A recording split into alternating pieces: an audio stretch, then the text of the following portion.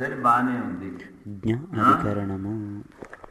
ఈ జీవుడు చైతన్యవంతుడా జడ స్వరూపుడా? మళ్ళీ అందుకని ఈ పూర్వాధికరణానికి దీనికిను హేతుద్భావ సంగతి. తర్వాత జీవుని ఆశ్రయించినటువంటిది చేతనత్వమా అచేతనత్వమా అన్న విషయాన్ని ఇక్కడ విచారించాలి.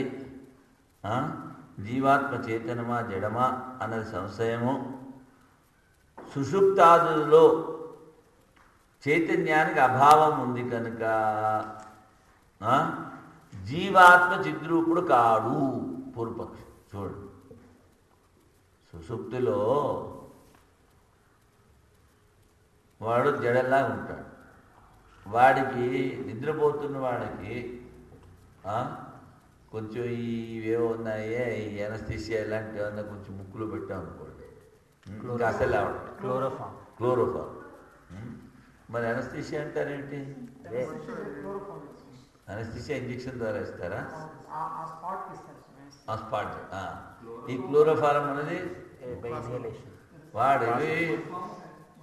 వాడు ముక్కులో కొంచెం క్లోరోఫారం పెట్టేసేసి మంచంతో తీసుకెళ్ళి వాడిని గంగలో పడేస్తే అంతే, వెళ్తాడు కొంతవరం వరకు. రామనామ సత్యం.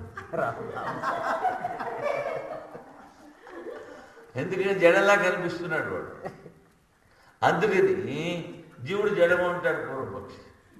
అందుకని జీవుడు జడము.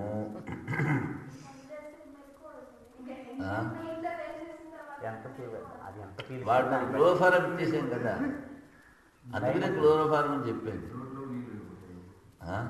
లేదు, వాడికి మెలకువే రాదు. అందుకనే చాలామంది ఏం చేస్తూ ఉంటారు, నిద్రపోతున్న వాళ్ళని చంపేస్తారు.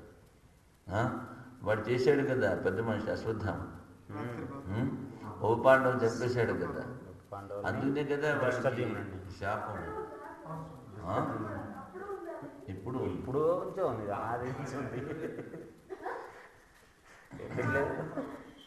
ఏమిటి ఈ క్లోరోఫామ్ మొదటి నుంచి ఉందా? నిద్రపోతున్నాడు. అబ్బాయి, అది ఈ మధ్యన వచ్చిందేమో. ఈ పదార్థం ఉంది స్వామి ఇప్పుడంటే దానికి క్లోరోఫామ్ అని పేరు పెట్టారు తప్ప కొన్ని వాసన చూస్తే ఇవి ఉన్నాయి. సరే, ఈ సుషుప్తాది అవస్థల్లో ఆత్మ చిద్రూపము, దానికి లోపం లేదు. ఈ ద్వైత జగత్తు తన కారణంలో లీనమవుతోంది. ఇంతకుముందు చెప్పాను ఏమిటి, శరీరము ఇంద్రియములు మనస్సులో లీనమవుతాయి, మనస్సు ప్రాణంలో లీనమవుతుంది. అందుకని ప్రాణం ఆడుతూ ఉంటుంది. కొంచెం తమో గుణం ఎక్కున్న వాళ్ళైతే ఆ ట్రైన్లో పోతున్నప్పుడు ఘర్ ఘర్ ఘర్ వరకు పెడుతూ అంటే ఏంటి, ఆ ప్రాణం ఆడుతోంది, వాడికి ఏమి తెలియదు. ఏమైంది, ఇంద్రియాలు మనస్సులో, మనస్సు ప్రాణంలో లీనమయ్యాయి. తమో గుణము, తర్వాత కఫం. ఇప్పుడు దీనికి విపరీతముగా సమాధిలో ఏమిటవుతుంది, ఇంద్రియములు ప్రాణములో, ఇంద్రియములు మనస్సులో, మనస్సు ఆత్మలో, మనస్సు ఆత్మలో లీనమైపోతుంది సమాధి. అందుకని వాడు కూర్చునే ఉంటాడు, వాడు పడుకోడు. నిద్ర వస్తే పడిపోతాడు. ఇంకోటి ఏమిటి, సమాధిలోకి వెళ్ళినప్పటికీ ప్రాణం ఆడుతూనే ఉంటుంది. శృతిలోనూ ప్రాణం ఆడుతోంది, సమాధిలోనూ ప్రాణం ఆడుతోంది. వాడికి నిద్రాహారాలు ఉండవు కనుక వాడు 21 రోజుల లోపలే శరీరాన్ని వదిలిపెట్టేస్తాడు. ఉత్తరకాశీలో ఇంత మునుపు ఒకటి ఇలాగే తలుపులేసేసి కూర్చున్నాడు. 18 రోజులు అయిపోయింది సమాధి కూర్చొని. 18 రోజులు అయిపోయింది.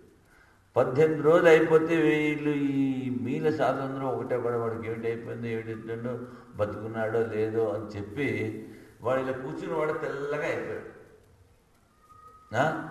వాడి తలకాయ కొట్టి కొట్టి కొట్టి వాడి చెవిలో ఊది ఊది ఊది ఊది ఊది వాడిని మొత్తానికి తీసుకొచ్చారు బయటికి.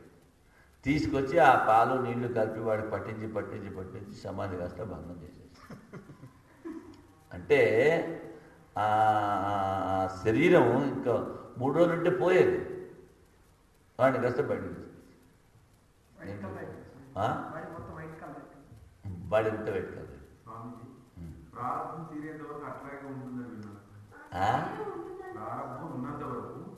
ఆ ప్రారంభం ఏదో కొంచెం మిగిలిపోయింది కనుకనే వాడు బయటకు తీసుకొచ్చాడు.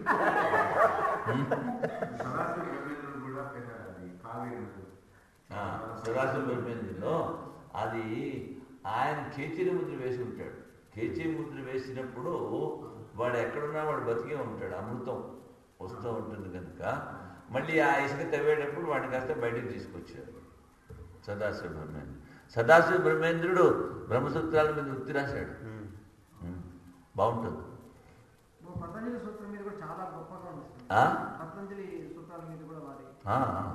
చాలా చాలా పెద్ద విద్వాంసుడు. ఆ గురుగారు కోపడ్డాడని మౌనాన్ని ఆరంభించాడు. తర్వాత అవధూత అయిపోయాడు. అందులో ఆ జీవితంలో ఒక చిన్న ఘటన చెప్తాను. గురుగారు తిట్టారు, అది ప్రతి వాడితో నువ్వు వాదన చేసి వాడిని ఓడిపిస్తున్నావు, వాడు వచ్చి నా దగ్గర ఓడిపడుతున్నాడు, నువ్వెప్పుడు నోరు పోసుకుంటావురా అని. సరే మీరు చెప్పారు కనుక అని మళ్ళీ అవధూత అయిపోయాడు. అవధూత అయిపోయి వెళ్ళి ఆ పొలాల్లో పడుకున్నాడు. పొలాల్లో పడుకున్నప్పుడు ఈ పొలం గట్టు ఉంటుంది కదా, ఆ గట్టుని తలగడా కింద చేసుకుని పడుకున్నాడు. ఈ కూలివాళ్ళు పోతో పోతో వాడి దాకా వచ్చి అన్నీ వదిలే వాడికి తలగడ కావాలా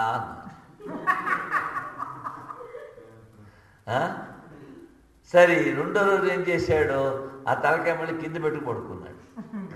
ఓహో, అభిమానం కూడా ఉందన్నమాట.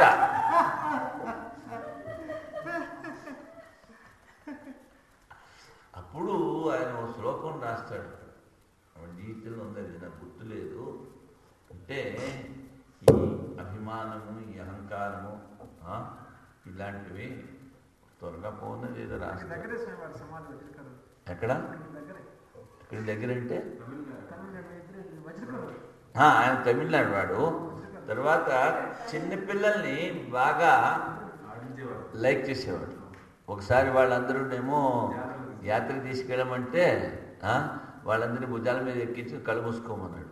తిన్నగా అక్కడో అక్కడ తిరుచినాపల్లి అక్కడ తిన్నగా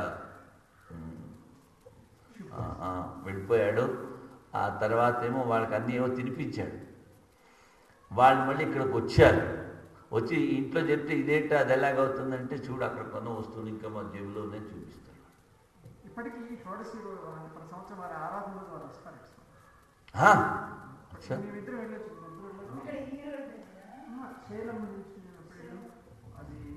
అవును, ఆయన కరూర్ అదే గ్రామం కరూర్, అక్కడ వాళ్ళ సమాధి ఉందని చెప్తారు.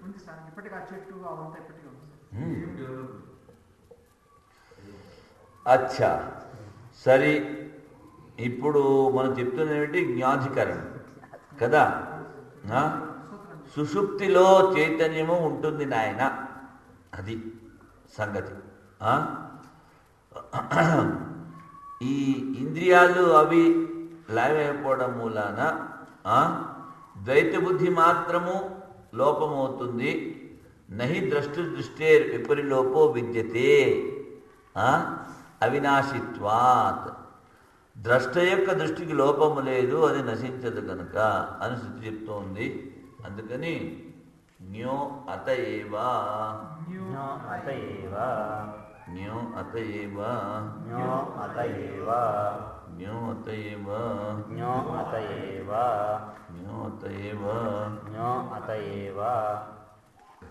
ఇది సూత్రం కన్నా ముందు టీకా చదవాలి కదా. తార్కిక మన్యంతే, తార్కికులు అనుకుంటారు ఇలాగా, సుషుప్తి మూర్ఛ సమాధిషు చైతన్యాభావాత్ అచిద్రూపో జీవ. చూడండి, ఇప్పుడు మూర్ఛ కూడా వచ్చింది కదా, నేను చెప్పాను ఇది కూడా ఒక అవస్థ అని.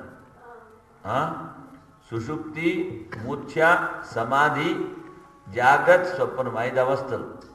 4 అవస్థల్లో ప్రపంచం లేదు, ఒకే అవస్థలో ప్రపంచం ఉంది. సమాధి. చైతన్యాభావాద్ అచిద్రూపో అని వాడు చైతన్యం లేదు కనుక ఈ జీవుడు అచిద్రూపుడు అంటాడు. జాగరణేచ ఆత్మ మన సంయోగాతది. వీడు నైయాయికుడి మతం ఏమిటి? జ్ఞానం ఎలాగ కలుగుతోంది అంటే మనస్సు పని చేయట్లేదు సుషుప్తిలో, అందుకని చైతన్యం లేదంటాడు. మరి జాగ్రత్తలో ఎలాగొచ్చింది అంటే ఆత్మ అన్ని చోట్ల ఉంది, దాంతో మనసు సంబంధం ఏర్పడింది కనుక వాడు జ్ఞానం సుషుప్తిలో మనస్సు పని చేయట్లేదు కదా, మనస్సు ఆత్మ సంయోగం లేదు. అందుకని జాగరణేచ ఆత్మ మన సంయోగాచ చైతన్యాఖ్యో గుణో జాయతే. అదేమిటి? ఆత్మము ఈ మనస్సు కలిసినట్లయితే చైతన్యం అనేటువంటి గుణం ఉద్భవిస్తుంది. బాగుందా? చైతన్యము సరి. అప్పుడు అది చెప్పిన అసాత్, నువ్వు చెప్పింది సరికాదు నాయన. చిద్రూపస్య బ్రహ్మణ ఏమో జీవరూపేణ ప్రవేశ శ్రవణ. చైతన్యవంతుడు అంటే ఆ బ్రహ్మమే ఈ జీవనంలో ప్రవేశించినది. నచ చైతన్యం సుషుప్తాదో లుప్యతే. చైతన్యము సుషుప్తాదుల్లో లోపము కాదు. ఇప్పుడు చైతన్యం కనుక లోపమైందనుకోండి, చైతన్యం అసలు ఏంటవుతుంది?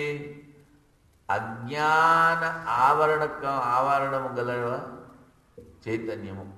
దాన్ని మనం జీవుడు అంటాం, అంతఃకరణం అంటాం, ఏమన్నారంటే. ఇప్పుడు అక్కడ ఆవరణము అజ్ఞానం, దాని మూలాన మనకి తెలియట్లేదు సుషుప్తి.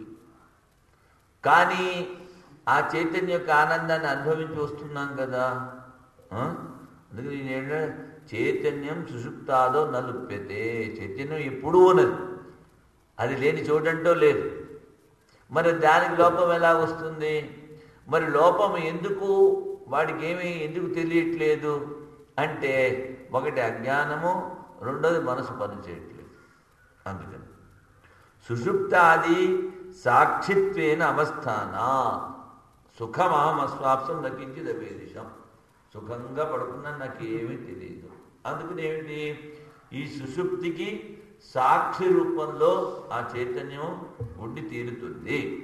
అన్యథా సుషుప్తాది పరామర్శయోగాత్.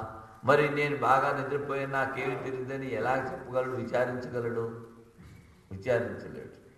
అందుకని కథం తరి సుషుప్త్యాదో ద్వైత అప్రతీతి. మరి అక్కడ సుషుప్తిలో ద్వైతం కనిపించట్లేదు కదా అంటే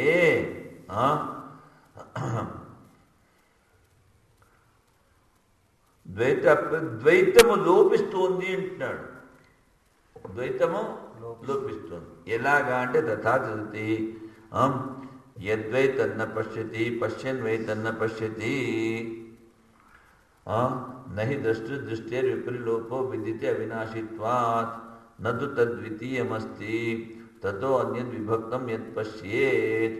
దానికన్నా విభిన్నమైనది ఏదీ లేదు. అందుకని చూడాలనుకుంటే రెండవది లేదు. తర్వాత ద్రష్టకి ఎప్పుడూ కూడా చూసేవాడికి ఎప్పుడూ లోపం లేదు, ఎందుకంటే అది అవినాశితత్వము. తరువాత యద్వై తన్న పశ్యతి పశ్యన్ వై తన్న పశ్యతి. ముందు అన్నాడు ఏమిటి? చూడట్లేదు అంటే ఇంద్రియాలు కానీ మనసు కానీ చూడట్లేదు. సాక్షిగా ఏమిటి చూస్తోంది? చైతన్యం చూస్తోంది. అందుకని పశ్యన్ వై తన్న పశ్యతి, చూస్తూ కూడా చూడట్లేదు అంటే అనుభవం అవుతుంది అనమాట. తర్వాత అస్య అయం అర్థ, అది దీనికి వారే అర్థాన్ని చెప్తున్నారు భారతీయ స్వాములు. తత్ర సుషుప్తో జీవ కిమపి న పశ్యతి, జీవుడేమి చూడట్లేదు. ఇది ఎల్లౌకికైరుచ్యతే తదసత్, జీవుడు ఏమి చూడట్లేదు అని చెప్తున్నావే అది సరికాదు. పశ్యన్నేవ జీవ తదానీం న పశ్యతి, చూస్తూనే చూడట్లేదు. చూస్తూనే చూడట్లేదు అంటే ఆనందాన్ని అనుభవిస్తున్నాడు కదా. ఇంద్రియాలు పనిచేయట్లేదు, మనస్సు ఈ ఇంద్రియాలు పనిచేయట్లేదు. అందుకని ఇది భ్రాంత్యా కేవలం వ్యపదిశ్యతే. కథం తద్దర్శనం, మరి ఎలా చూస్తున్నాడు అంటే ద్రష్టు ఆత్మన స్వరూపభూతాయా దృష్టిలోపో నహి విద్యతే. ద్రష్ట అయినటువంటి ఈ ఆత్మస్వరూపానికి లోపం లేదు నాయన. వినాశరహిత స్వభావత్వ, వానికి వినాశం లేదు. లోపవాదినోపి నిస్సాక్షికస్య లోపస్య వక్తుం అసత్యత్వాత్, లేదు అని ఎవరైతే చెప్తున్నారో వాళ్ళు కూడా సాక్షిరహితమైనటువంటి లోపాన్ని వాళ్ళు కూడా చెప్పలేరు. మరి లౌకికానాం నా పశ్యతి, మరి పశ్యన్వైన పశ్యతి ఎలా చెప్పావు అన్న చోట తద్ బ్రహ్మచైతన్యాత్ అన్యత్ క్రియాకారక ఫలరూపేణ విభక్తం జగదాఖ్యం యద్వితీయం వస్తు తన్నాస్తి. మరి నా పశ్యతి అన్నది ఎందుకు చెప్పాము అంటే క్రియ, కారకం అంటే సంబంధం. అహం ఘటం పశ్యామి, నేను కుండను చూచుచున్నాను. కుండ కర్మ, నేను కర్త. ఈ చూచేటువంటిది క్రియ కదా. ఈ మూడు ఉన్నాయి అంటే ఏమిటి? ఆ కర్మకి ఈ కర్తకి ఆ వస్తువుని విషయాన్ని ఈ కర్తని జోడించేది కర్మ, దాన్నే కారకము అన్నారు. ఈ కారకం అంటే దాన్నే విభక్తులు అన్నాం మనం, సంబంధం చెప్పేవి. ఆ సంబంధం కానీ తరువాత క్రియ కానీ ఫలరూపమైనటువంటిది కానీ ఏమీ లేదు. ఇప్పుడు ఘటం పశ్యామి అంటే ఘటాకార వృత్తి నీ మనసులోకి ఏర్పడింది, అది లేదు ఇక్కడ. కనుక విభక్తం జగదాఖ్యం ద్వితీయ వస్తువు తన్నాస్తి, తనకన్నా భిన్నమైనటువంటి వస్తువు సుషుప్తిలో లేదు కనుక నా పశ్యతి అని చెప్పారు. నా పశ్యతి అన్నప్పుడు అది క్రియ, చూడటం లేదు, తన్ని తను అనుభవిస్తున్నాడు కదా సాక్షి రూపంగా ఆనందాన్ని. అందుకని పశ్యతి అనేది క్రియ ఉన్నప్పుడు కర్త ఉండాలి, కర్మ ఉండాలి. అవి అందుకని వాడు ఏం చెప్పాడు? క్రియ, కర్త, తర్వాత కారకము, ఫలము, ఇలాంటి ద్వైతానికి సంబంధించిన ఏవీ లేవు. అందుకని ద్వైత లోపము, సుషుప్తిలో ద్వైత ప్రపంచ లోపము. తస్య స్వకారణే లీనత్వాత్. మరి వాడు ఎక్కడ పోయాడు? తన కారణంలోకి అంటే ఆత్మలోకి ప్రవేశించాడు. అందుకనే అద్భుత బాధ్యతకి అంటాడు, ఎక్కడ నిద్రపోతున్నాడు, ఎక్కడి నుంచి వస్తున్నాడు అంటే ఆత్మలోనే లీనమయ్యాడు, ఆత్మ నుంచే నిద్రలేచి వస్తున్నాడు అని.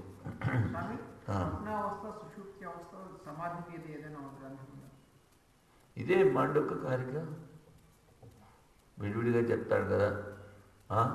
సమాధి గురించి ఎక్కడా చెప్పలేదు, నైష్కర్మ్య సిద్ధిలో చెప్పాడు. సమాధి అంటే చాలా సింపుల్గా చెప్పాలంటే ఒకసారి చెప్పాను. అగ్నిని చూపించమంటే అగ్ని ఎవడో చూపించలేదు. ఇంధనారుడు అగ్నిని చూపించగలరు. అలాగే వృత్యారూఢ చైతన్యం, బ్రహ్మాకార వృత్తి, మీరు ఉపనిషత్తులు చదివి శ్రవణం చేసి మననం చేసి ఈ చైతన్యమే, ఈ జీవ చైతన్యమే ఆ బ్రహ్మము అనేటువంటి ఒక వృత్తిని ఏర్పరచుకున్నాను. ఆ వృత్తిలో ఈ వృత్తి జడము మనస్సులో ఏర్పడుతోంది కదా. ఈ వృత్తిలో దగ్గర అక్కడ ఉన్నటువంటి చైతన్యం ప్రతిబింబిస్తోంది. ఇప్పుడు ఒక కలప తీసుకొచ్చారు, వంట చెరుకు, దాన్ని కాల్చారు. కాల్స్తే ఏంటవుతుంది? ఆ వంట చెరుకు ఎంత పొడుగుందో అంత అగ్ని మీకు కనిపిస్తుంది. కాలిన తర్వాత అగ్ని లేదు, కలప లేదు. అదేవిధంగా కొంతకాలం for about say round about 2.5 hours or even less, అంత టైము ఆ బ్రహ్మాకార వృత్తి అలా నిశ్చలంగా ఉన్నట్లయితే అజ్ఞానము నశిస్తుంది, వృత్తి నశిస్తుంది, ఈ ప్రతిబింబిత చైతన్యంతో ఒకటవుతుంది. ఇవాళ వృత్తిని వరుసలు, అదే సమాధి. అందుకని ఇన్ని శాస్త్రాలు చదివి మననము చేసి ఏమిటి చెయ్యాలి? ముందు మనసు ఖాళీ చేసుకోవాలి. మనసు ఖాళీ చేసుకున్న తర్వాత మనసు ఏకాగ్రం అవుతుంది. ఆ ఏకాగ్ర మనసు ద్వారా ఆత్మ బ్రహ్మల ఏకత్వాన్ని విచారం చేసి బ్రహ్మాకార వృత్తిని మనం తెచ్చుకోవాలి, స్థిరం చేసుకోవాలి. అంటే దాన్ని బట్టి మనం ఎంత అంతర్ముఖం కావాలి. ఈ మాట నిరోధానికి ఖాళీ అని ప్రధానంగా ప్రయోగించారు కదా, చిత్తాన్ని మనం ఆలోచన ఖాళీ చేయాలన్నారు. నిరోధం అన్నారు కదా, అదే యోగంలో నిరోధం అన్నాడు. నిరోధం అంటే బయట విషయాలు. ఇప్పుడు అగ్ని వెలుగుతోంది, అగ్నిలో కర్రలు వేస్తూ పోతే పెరుగుతూ ఉంటుంది, ఇంకా వెలుగుతుంది. అది వేయకపోతే దానంతటి అదే ఆగిపోతుంది. వేయకపోవడం అనేది నిరోధం అనుకోండి. సంచిత ఉంది, దాన్ని ఉన్న దాన్ని ఖాళీ చేసుకోండి. బయట నుంచి కొత్త తెచ్చుకోవద్దు. సంకల్ప ప్రభవాన్ కామాన్, సంకల్పమే చెయ్యదు, దాని ద్వారా కామము. తర్వాత మొదట్లో చెప్పాను, ఒక్కొక్క సంకల్పము ఒక్కొక్క ఇచ్ఛ ద్వారా అనేక జన్మలు మళ్ళీ ఎత్తాల్సి ఉంటుంది. ఉన్నవే ఖాళీ అవ్వట్లేదు, మళ్ళీ బయట నుంచి తెచ్చుకుంటే. అందుకని మొట్టమొదటి ఏమి చెప్పాను, చెత్త బుట్టలో చెత్త వేస్తూ ఉంటే ఇంకా కుళ్ళుగంపు ఎక్కువ కొడుతుంది కదా. అందుకని ఈ మనస్సు అనేది ఒక చెత్త బుట్ట, అందులో ఉన్న చెత్త తీసేయాలి. కొత్తగా చెత్త అంటే కొత్త సంకల్పాలు చేసుకోవద్దు. నేను అది చేస్తాను, ఇది చేస్తాను, హాస్పిటల్ కడతాను, కుట్యా కడతాను, ఆశ్రమం కడతాను, హాస్పిటల్ కడతాను, ఈ జీవుల బాధ చూడలేకపోతున్నాను. అందుకనే వాళ్ళు చెప్తారు, ఇది ఎందులో ఉందో, థామస్ కెంపిస్ రాశాడే ఇమిటేషన్ ఆఫ్ క్రైస్ట్, అందులో what is the use of gaining the Kingdom of whole universe and losing your own self. నీ ఆత్మను నువ్వు తెలుసుకోలేదు. నేను మొత్తం అంతా ప్రపంచాన్ని గెలుస్తాను, దానంతా ఏదో రాజ్యం చేస్తానంటే ఏం లాభము? అదే వశిష్ఠుడు యోగ వాసిష్ఠంలో రాముడికి చెప్పింది. ఓంకార స్వామి కూడా తను తాను గెలిచినవాడు ప్రపంచం అంతా. అది మనం ఇప్పుడు ఎక్కడున్నాం?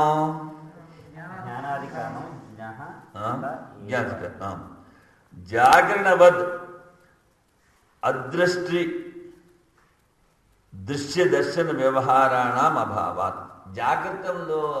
జాగ్రత్తలో లాగా చూసేవాడు చూడబడేది లేదు కనుక ద్వైతం లోపము అని చెప్పారు. న పశ్యతి లౌకికానాం బ్రహ్మహేతి తస్మాత్ చిద్రూపో జీవ. అందుకని ఈ జీవుడు చైతన్య స్వరూపుడు. జ్ఞో అతయేవా.